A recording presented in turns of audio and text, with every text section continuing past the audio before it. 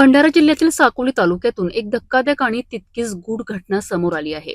Police खात्यात कार्यरत असलेल्या एका हवालदाराचा मृतदेह थेट शेतात आढळतो. घरातून थोड्याच वेळात येतो असं सांगून गेलेला माणूस दुसऱ्या दिवशी मृत अवस्थेत सापडतो.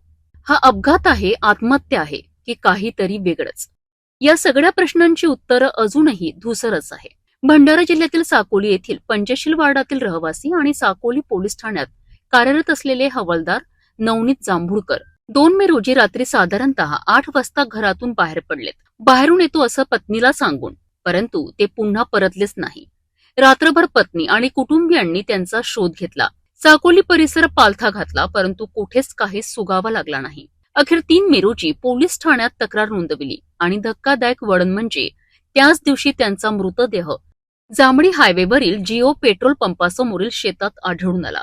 घटनास्थळी पोलिसांनी पंचनामा केला. तपास सुरू झाला. 4 मे रोजी शवविच्छेदनानंतर कुंभली घाटावर अंत्यसंस्कार करण्यात आले. पोलीस विभागाने मानवंदना दिली, परंतु सर्वात मोठा प्रश्न अजूनही अनुत्तरितच आहे. एका कार्यरत पोलीस कर्मचाऱ्याचा मृत्यू असा संशयास्पद कसा? घरातून बाहेर पडल्यानंतर नेमकं काय घडलं? हा अपघात आहे, आत्महत्या आहे की काही वेगळंच कटकारस्थान? या घटनेने साकोली परिसरात एकच खळबळ उडाली आहे. नागरिकांमध्ये भीतीचं वातावरण आणि कुटुंबियांवर दुःखाचा डोंगर.